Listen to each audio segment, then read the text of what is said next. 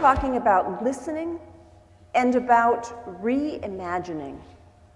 And so as you listened to the scripture this morning, you heard the word listen several times. You didn't hear the word reimagine, though, even though it was there. Not verbatim, but can you imagine what it was like for Eli to have to reimagine his own future, knowing that God was following through on a promise? Listening. When you have been listened to, when you have been listened to by someone whom you see as an opponent or an enemy, what's your response? What does that feel like? Has it ever happened to anyone? Someone you didn't expect to hear you, listen to you, heard your point of view instead of arguing with you?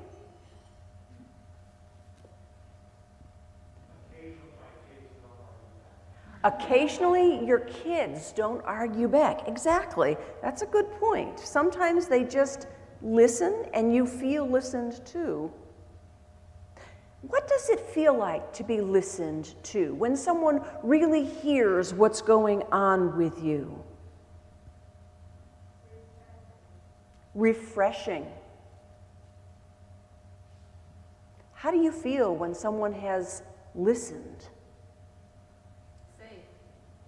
Safe.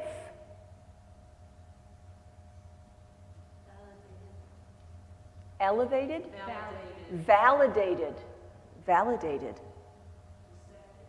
Receptive. Respected. Okay? My ears don't work well either. They're still on the floor someplace, I'm sure. Yes, Nana. You feel accepted. Yes, yes. When we have been listened to, we feel all of these things. Valerie Kaur writes that to be hopeful as we reimagine the future is to be grounded in the evidence of history.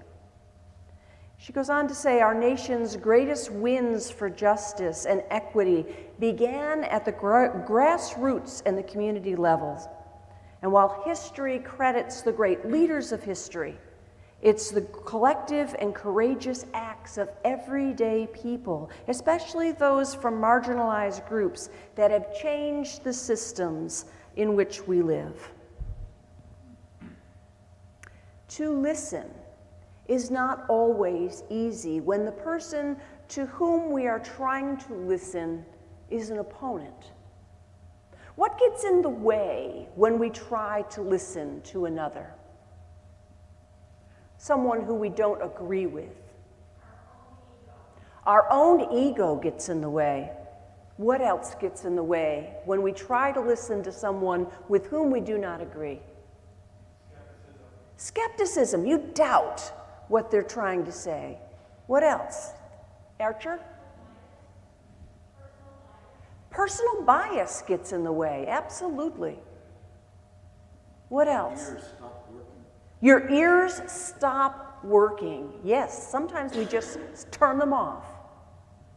When I'm trying to listen to someone that I don't agree with, I have a hard time shutting my brain off to all those things that I want to say in response. I don't want to hear what they have to say. I want to figure out how I'm going to respond to them, or more often than not, react rather than respond. And so sometimes it's a matter of quieting our own brains and opening ourselves to be vulnerable to someone else's point of view. Can you do that if that person has hurt you and you still hurt?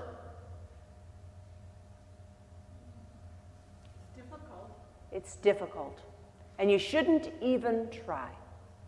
If your opponent has hurt you and you still actively need to work on that hurt, we can't possibly try to be open to them. We need first to tend our wounds. Our own wounds. Remember, that's part of what we talked about when we talked about rage. It's tending to our wounds. And when we talked about fight, we have to first tend to our own wounds. And so before we can listen, we have to acknowledge where it is that we have been hurt by this person or this movement or this system. And when we've dealt with that, and we're okay with it, and it feels safe, then, and only then, can we actually listen and wonder about what's going on with the other person and wonder about their point of view. And if we are wondering, what will we do while we're listening? Tuned out. We're tuned out. No, we shouldn't be tuned out. If we're listening and we've dealt with that pain, what's happening while that person or that movement is speaking to us or we're wondering about them? What's happening to us as that happens? Remembering the past hurt. We're remembering the past hurt, and we're hopefully not letting that get in the way of listening. We're healing. We're healing. As we are able to listen to another point of view, we will be healing. More than that, we will be helping that person heal the brokenness between us. If when someone is furious at you and you stop to listen and you let them know you're listening by asking questions that are not leading questions, but rather, oh my, what did I do that did that? Or, oh my, I think that was painful for you. If we can respond to them, even though we see them as an opponent, they too feel validated. They too feel accepted. They too feel respected. And that's the first step of that revolutionary love that Valerie Kaur is talking about. Now, in this setting, I've talked a lot about listening, so I want to spend more time actually talk about reimagining. What does it mean to reimagine something? In that chapter that Valerie Kaur gives us, she talks about her reimagining the United States penal system, our whole system of industrial prisons. We don't have to take something that controversial to think about what it means to reimagine. The practice of reimagining is intertwined with all the other practices of revolutionary love. Reimagining requires us to work in community, to nourish the collective imagination, to breathe, and to nurture joy. What does it take for us to not only recognize that justice is not being done and work to correct the injustice, but step beyond that and reimagine how things might be different? I want you to think for a moment about an injustice that you experienced yourself. You experienced something that was unfair. Think for a moment about how you responded or reacted to that. What did you do?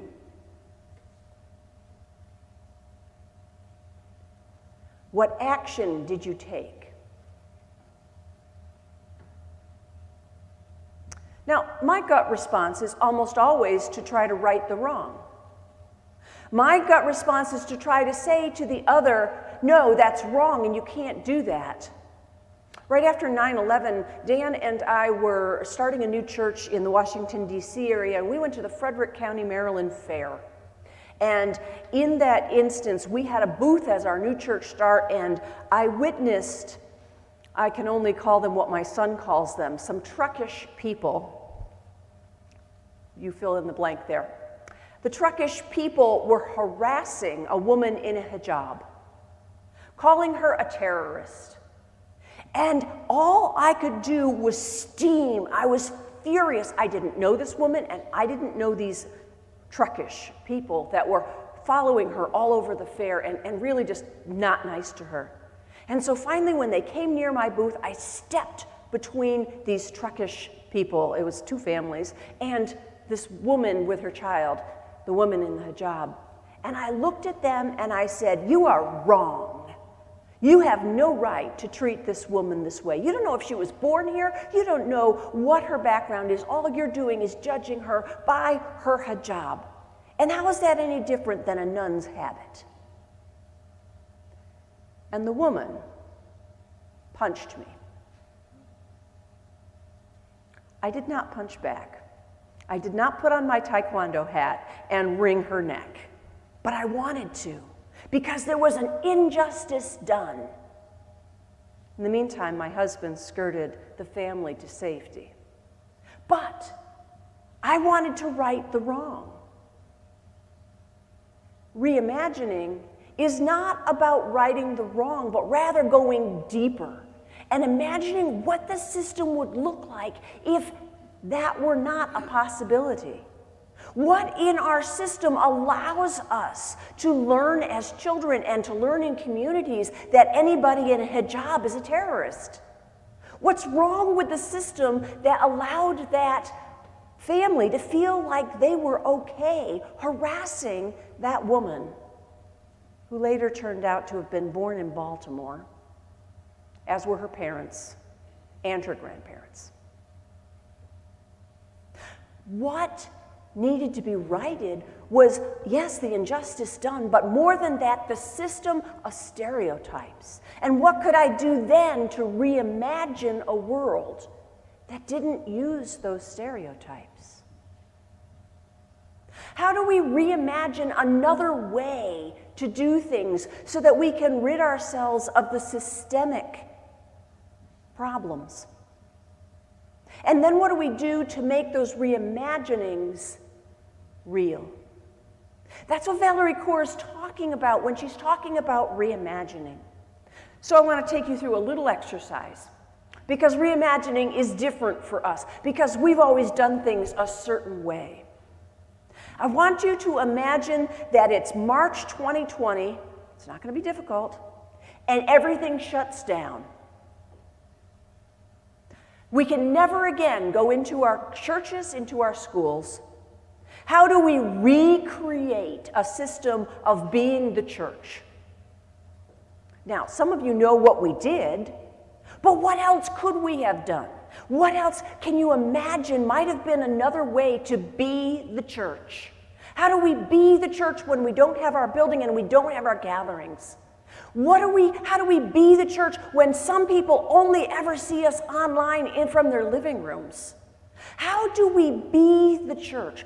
Just throw out popcorn ideas, anything. You can do a phone tree, particularly for people who still have landlines and we know they've got an actual connection, or we have their cell phone numbers, which we don't always have previous to March 15th, 2020. What else can we do to maintain community?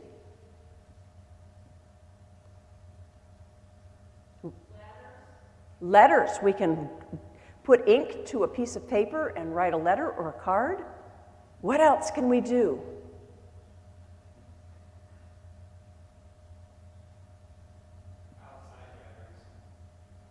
You can phone people outside gatherings. And we did some of those too. We did some outside gatherings. Yes, Linda.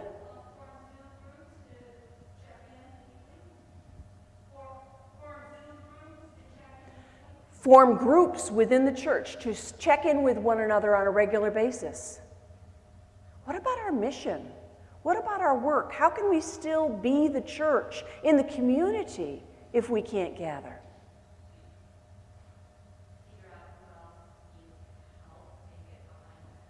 Figure out who else needs help and get behind them.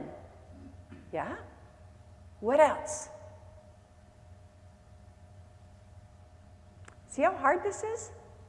It's really hard to think outside of our square box when we've lived in the square box for so long. And yet, this is the problem we are faced with as a church. How do we be a hybrid church with well over 2/3 more people watching online than are physically in the sanctuary? How do we connect to one another? The fact that I can't hear reactions from the people who are online and who could be tweeting something to us, who could be texting something to give us their answer, but how do we make that happen? How do we change what is for what can be better? Every week I send you with a task. This week, I want you to listen to your imagination. Put on your 5 or 7 or maybe even 3-year-old brain for just a little while and imagine what might be. Don't pay any attention to how silly it might sound to anybody else. I'm not going to ask you to share it. But think about what might be a different way to do something. What might be a different way to fairly break down congressional districts? What might be a different way to be ensured that everybody can vote? What might be a different way to be able to communicate with people with whom we do not agree, but who we need to understand? You see, this reimagining and this re-listening, this true listening, is not just about this whole thing called revolutionary love. It's also something that we can use to our advantage. When we understand the opponent, when we have a vision for how things might be different, we can find the common ground to make that difference, to make that change. Revolutionary love is about acting in the ways of Jesus. Even though Valerie Kaur is not Christian, that's what Jesus was about. Was about bringing together people who differed and making the vision of something new. Where love reigns, where God's love comes first and is stronger than anything else. Your challenge, if you dare, reimagine something. Drop me a note, send me a text. Tell me what you are reimagining. Amen.